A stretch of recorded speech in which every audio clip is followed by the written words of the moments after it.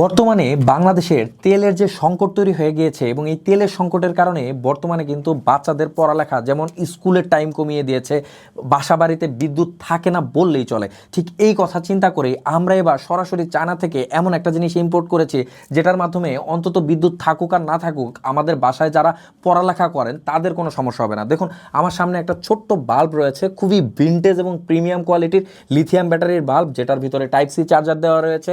30 minute charge করলে মোটামুটি 8 ঘন্টা পর্যন্ত ব্যাকআপ পেয়ে যাবেন এবং এটার আলোতে দেওয়া রয়েছে একটা ওয়ার্ম টোন মোড, যেটার মাধ্যমে যত খুশি তত আপনি এইটার আলোতে পড়ালেখা করলেও আপনার চোখের কিন্তু ন্যূনতম ক্ষতি হবে না।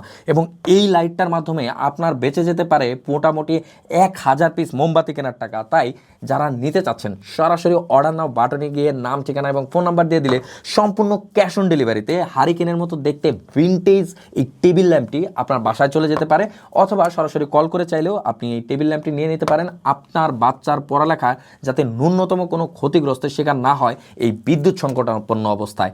ধন্যবাদ সবাইকে।